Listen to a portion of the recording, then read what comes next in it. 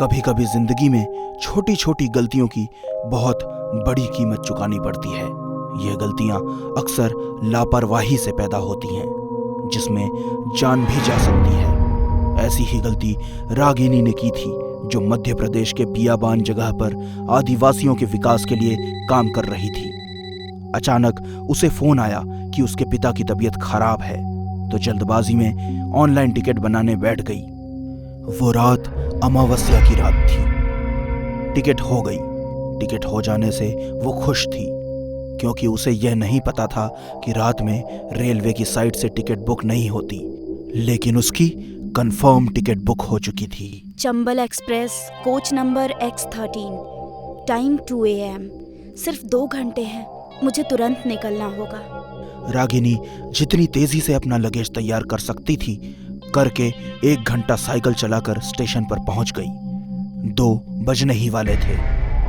ओह God, यहाँ मेरे अलावा तो कोई है ही नहीं। अगर पापा की तबीयत खराब नहीं हुई होती तो मैं कभी इतनी रात में यहाँ नहीं आती। ये कौन सी ट्रेन खड़ी है? ये तो मेरी ही ट्रेन है, कोच भी मेरा है।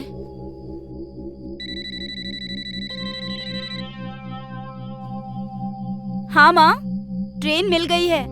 पापा कैसे हैं? ग्रेट। हाँ, मैं 12-1 बजे तक पहुंच जाऊंगी। रखती हूँ माँ, ट्रेन में चढ़ रही हूँ। वाह, सीट का नंबर भी तेरा है। किसी के लिए लकी, किसी के लिए अनलकी। गॉड नोज मेरे लिए क्या होगा।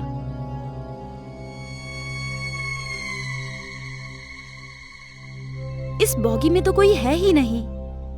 कहीं कुछ गड़बड़ तो नहीं? छोड़ यार रागिनी, इतने एडवांस दुनिया में दकियानूसी टाइप की कुछ मत सोच। जल्दी से फ्रेश होकर सो जा, वरना पूरा दिन खराब हो जाएगा।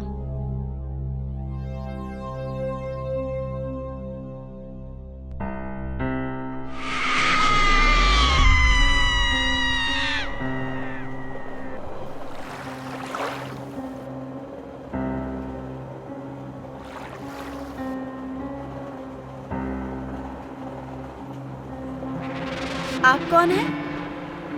मैं रागिनी हूँ। आई एम सॉरी, रागिनी मैं हूँ, और ये सीट भी मेरी है। किसी के लिए लकी, किसी के लिए अनलकी। ये सीट नंबर 13 मेरी है, और मेरे पापा की तबीयत बहुत खराब है। मैं उन्हीं से मिलने अपने घर दिल्ली जा रही हूँ। प्लीज आप जो भी हैं, मेरी शक्ल का मेकअप करके मुझे परेशान मत कीजिए। मैं पहले से ही परेशान और डरी हुई हूँ। ये सब क्या बकवास है? मेरे पापा की तबीयत खराब है और मैं जा रही हूँ दिल्ली। तू सही कह रही है, ये सब बकवास है, लेकिन यही बकवास तेरी जिंदगी का आखिरी सफर बनने वाला है।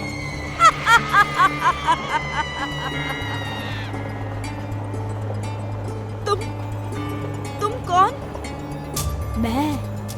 ये मैं हूँ।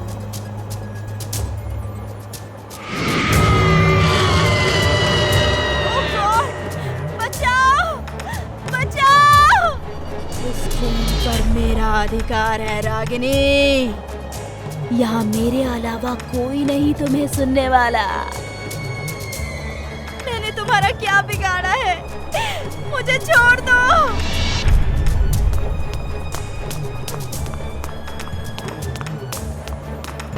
बिगाड़ा तो मैंने भी किसी का कुछ नहीं था, लेकिन इस डिब्बे में जब आग लगी थी तो मेरी मदद करने कोई नहीं आया था।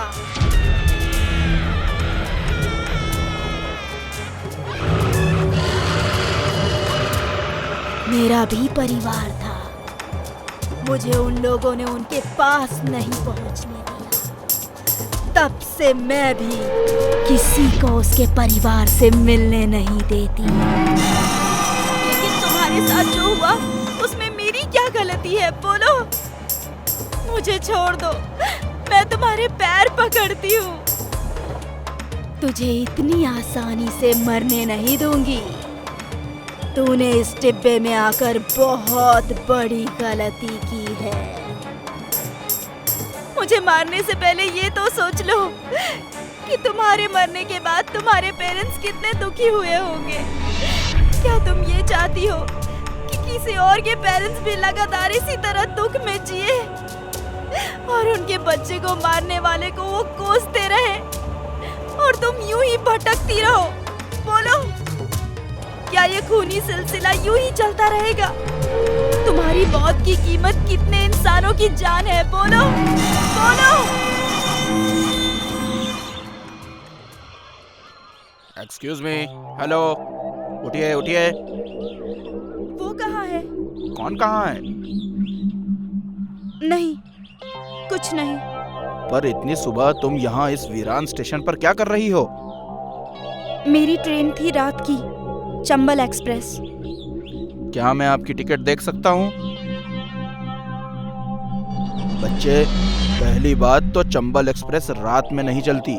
वो इस स्टेशन पर दोपहर 2 बजे आती है और बोगी X13 को पिछले 13 साल से ट्रेन में नहीं जोड़ा जाता, क्योंकि उसमें कविता नाम की एक लड़की शॉर्ट सर्किट की वजह से जलकर मर गई थी। मेरे ख्याल से किसी टेक्निकल एरर के चलते आपकी टिकट पर गलत टाइम और X13 प्रिंट हो गया है। मैं ठीक करवा देता हूँ।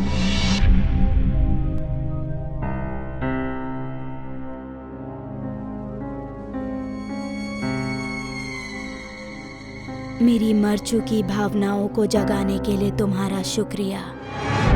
अब किसी का फैमिली मेंबर X13 में चढ़कर नहीं मरेगा। मेरे पेरेंट्स भी दिल्ली में रहते हैं, करोल बाग 12/26 में। प्लीज उनसे जाकर एक बार कह देना कि उनकी बेटी उनसे बहुत प्यार करती थी। उनकी कविता। रागिनी ने परेशानी में लापरवाही के साथ टिकट बुक जरूर करवा ली थी, लेकिन किस्मत से आज वो जिंदा है और उसकी वजह से कई और लोग मरने से बच गए। मगर हर किसी की किस्मत रागिनी जैसी बुलंद नहीं होती। कुदरत ने इंसान को अलग अलग रंग रूप, चेहरा मोहरा और कदकाठी दी है और उस पर समाज ने इन चीजों को लेकर सुंदरता के मानक भी तय कर रखे हैं। रंग गोरा है, कद लंबा है, बाल अच्छे हैं तो इंसान सुंदर है। अभिषेक भी ऐसी खोखली मान्यताओं को मानता था, जिसकी वजह से वो अपनी पत्नी गीता की जगह ऑफिस में काम करने वाली रमा को चाहने लगा था। रमा खुले विचारों की होने के साथ खूबसूरत और गोरी भी थी। चाय। गीता, देख रही हो ना, हम दोनों फिल्म देख रहे हैं। चाय रखो और जाओ यहाँ से। गीता किचन के पास जाकर पलट कर देखती है तो रमा ने अभिषेक की उंगलियों में अपनी उंगलियां फंसाकर अपना सर उसके कंधे पर रखा था। गीता ये देखकर उदास सी किचन में चली जाती है और किचन में जाकर रोने लगती है। मेरे सामने मेरा ही पति किसी और औरत के साथ। काश मैं गोरी और नए विचारों वाली होती। फिर अचानक गीता कुछ सोचते हुए अपने आंसू पोंछती है। अभिषेक अपने कमरे में बिस्तर पर बैठा हुआ किताब पढ़ रहा था। तभी गीता कमरे में आती है और उसके हाथ में पानी भरा जग होता है, जिसे वो साइड टेबल पर रख देती है और झिझकती हुई अभिषेक से कहती है, सुनिए, आप रमा जी से मिलना छोड़ दो। जो लड़की शादीशुदा मर्द के साथ उसकी पत्नी के सामने हाथ में हाथ डालकर बैठे, वो लड़की सही नहीं होती।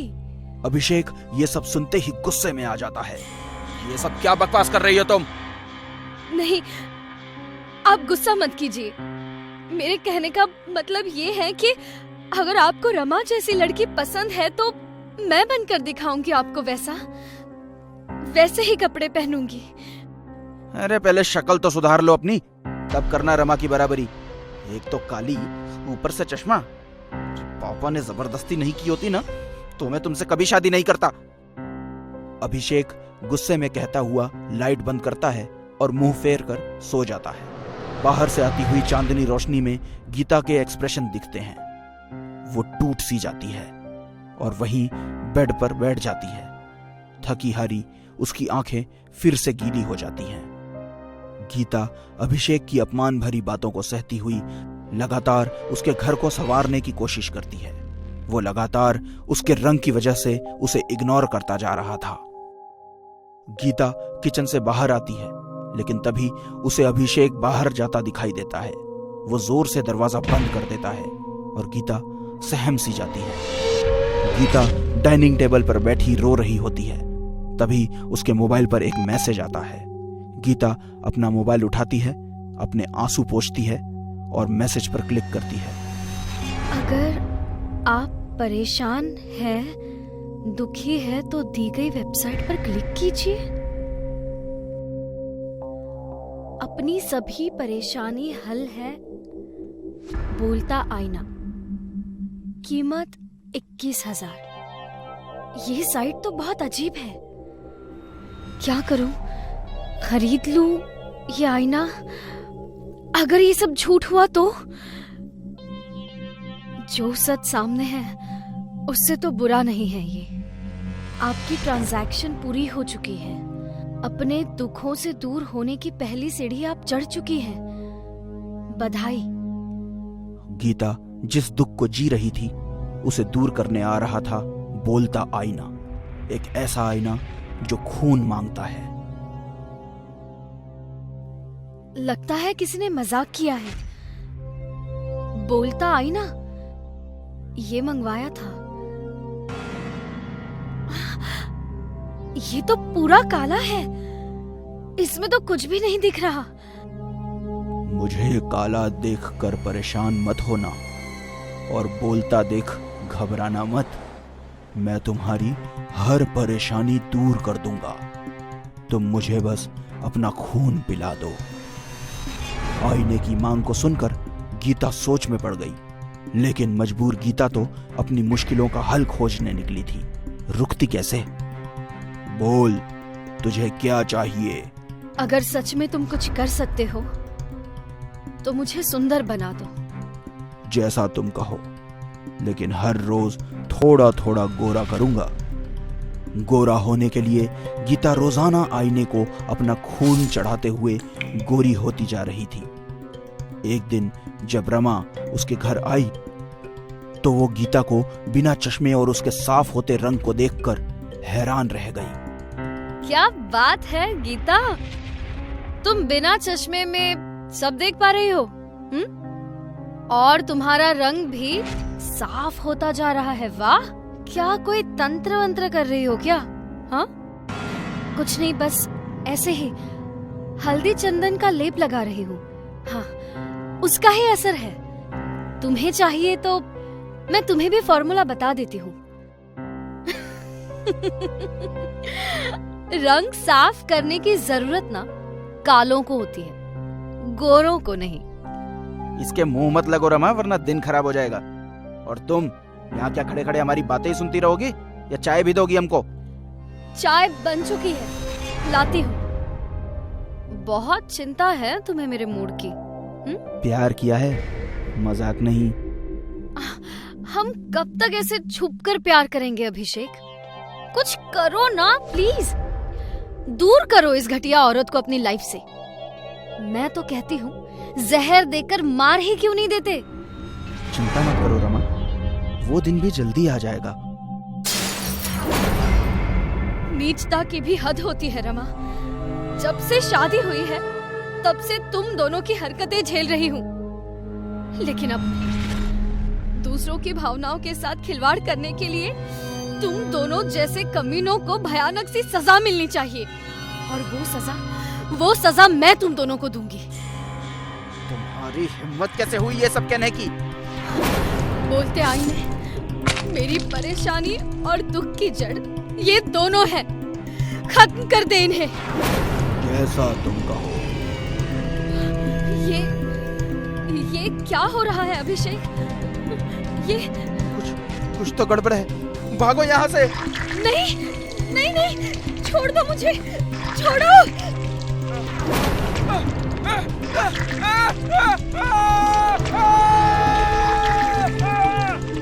आज मैं आजाद हो गई मैं।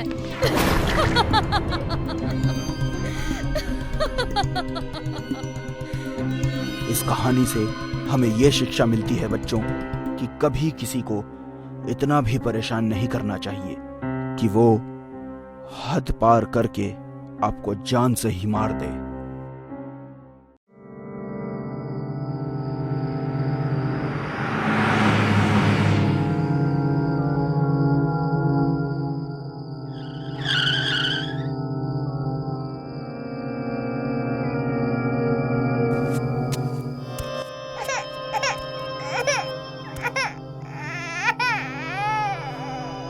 ये रोने की आवाज कैसी? मैं देखता हूं।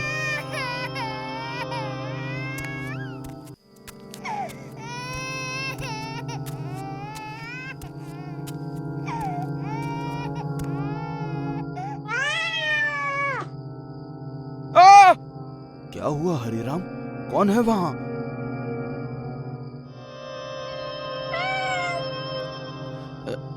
नहीं भैया, यहाँ कोई नहीं है। लगता है किसी ने मजाक किया है। कोई मजाक कर रहा था, शायद भाग गया।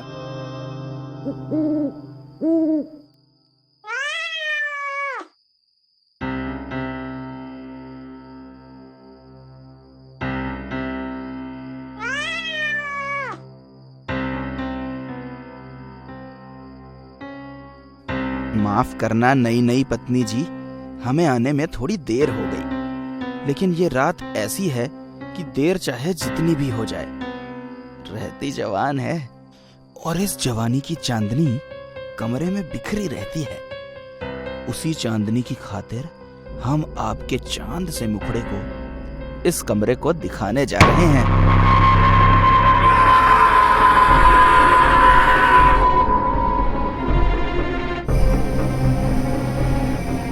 और कितनी पियोगे? बहुत हो गया पीना। चलो अब चलकर सो जाओ। अरे ऐसे कैसे सो जाएं? आज हमारे भतीजे की शादी हुई है।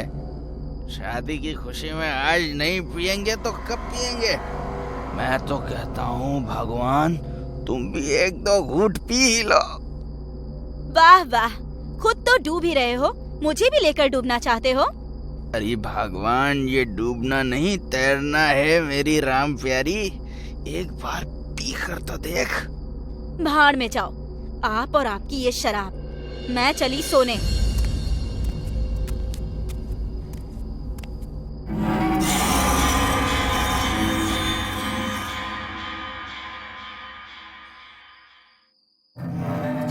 अरे उर्मिला, तुम वापस क्यों आई?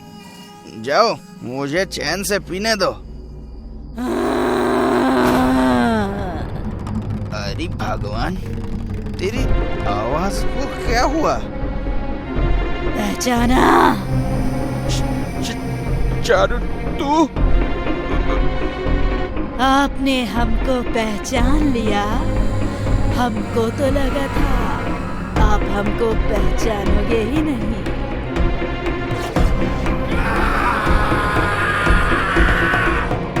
चारू, नहीं नहीं, मुझे छोड़ दो, छोड़ दो।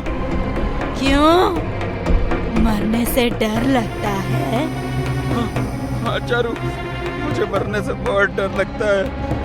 ठीक है, फिर मैं आपको छोड़ देती हूँ, लेकिन आपसे प्रार्थना है, नीचे गिरकर मत मर जाना।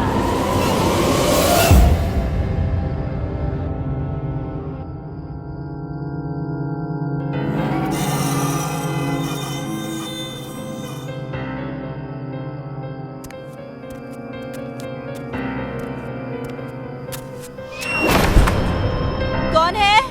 कौन है? अरे अंजलि बहू, तू यहाँ क्या कर रही है? कुछ चाहिए क्या? आपकी जान चाहिए। क्या? क्या चाहिए? आपकी जान।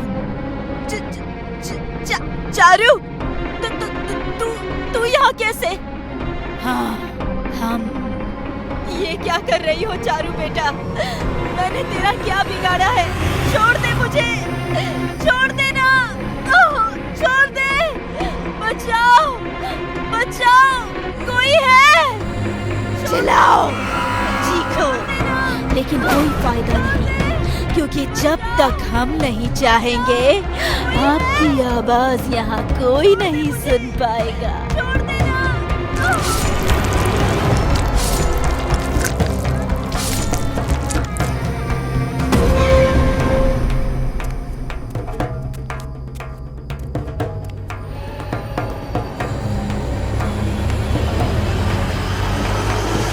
चारू, अरे आपने पहचान लिया। मुझे तो लगा था चाहे कुछ हो जाए आप मुझे नहीं पहचानेंगे। ये तो कमाल हो गया कि मैं सबको याद हूँ। लेकिन तुम तो मर चुकी हो, फिर तुम यहाँ कैसे? मर तो चुकी हूँ, लेकिन क्या करती, बदला लेने के लिए मुझे वापस आना पड़ा। जैसा आप लोगों ने किया वैसा तो कोई दुश्मन भी नहीं करता। वैसे हमने आपके भाई और आपकी पत्नी को तो मार दिया, अब आपकी बारी है। आपके बाद बाकी सबको मार डालेंगे।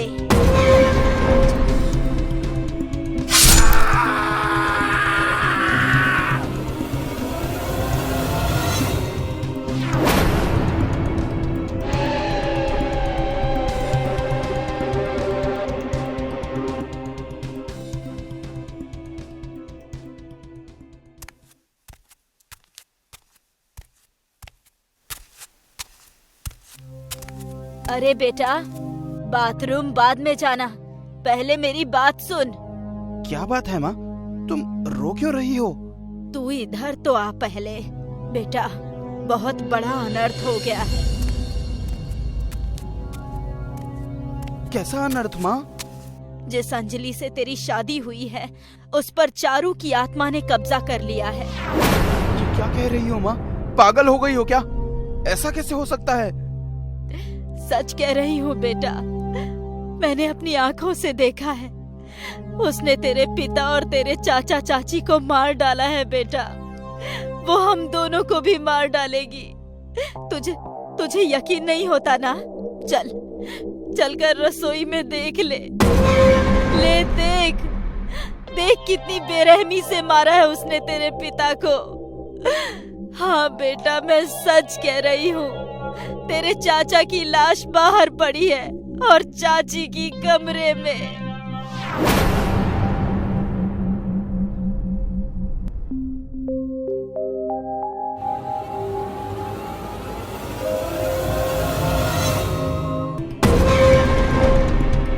हाँ माँ, आप सही कह रही हैं। मैंने रात में ही देख लिया था कि अंजलि नहीं कोई और है, लेकिन वो चेहरा देखकर मैं बेहोश हो गया। सुबह उठा तो मुझे सब सपने जैसा लगा। अब हम क्या करेंगे माँ? अगर हम भागना भी चाहेंगे तो ये चारू हमें कहीं नहीं जाने देगी। क्यों ना हम चारू के पास जाकर उससे माफी मांग लें? बेटा, उसकी आत्मा गुस्से में है। अगर उसने हमें माफ नहीं किया तो? आगे खाई पीछे कुआं है माँ, गिरना दोनों जगह है। खतरा तो उठाना पड़ेगा।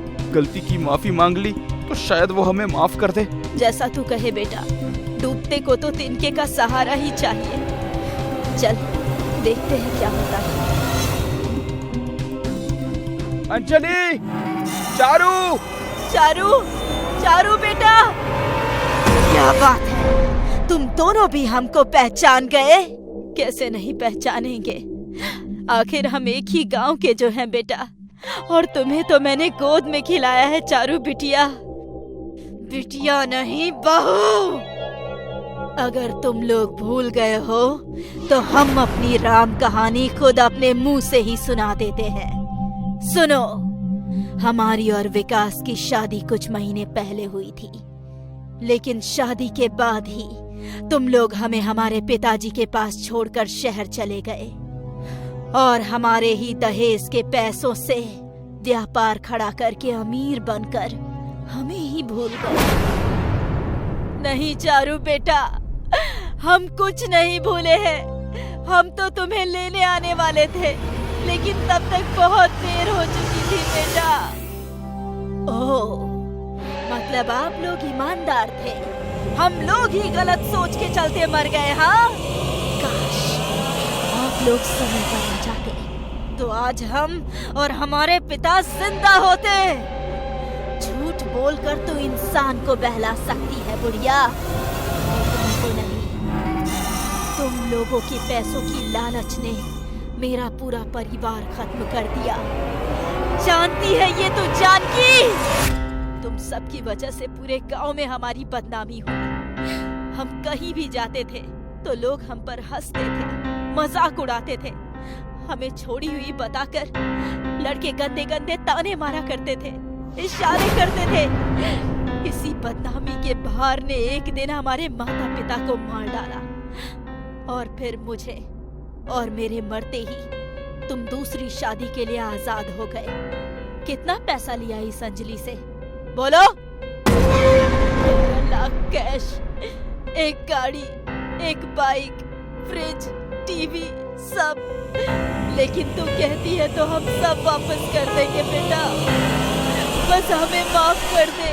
हमने सोचा नहीं था कि ऐसा कुछ हो जाएगा, माफ कर दे हमें। चारू, मैं मानता हूँ कि हमसे गलती हुई है, हम अपनी गलती के लिए शर्मिंदा हैं। प्लीज हमें माफ कर दो, प्लीज अंजलि के शरीर को छोड़ दो। ऐसे कैसे छोड़ दे? जब तक मेरा बदला पूरा नहीं होगा मुझे मुक्ति नहीं मिलेगी, और मुक्ति पाने के लिए तुम दोनों का मरना जरूरी है। नहीं चारू बेटा, थोड़ा तो ख्याल करो। मैं तुम्हारी सास हूँ और सास माँ समान होती है। ऐसी माँ मुझे नहीं चाहिए।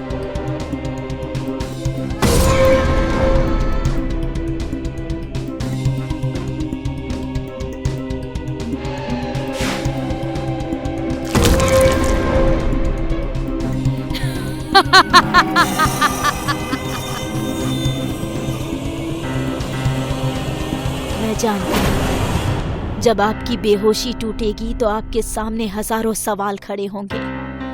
शायद आपको उन सवालों का जवाब हमारी इस डायरी में मिल जाए।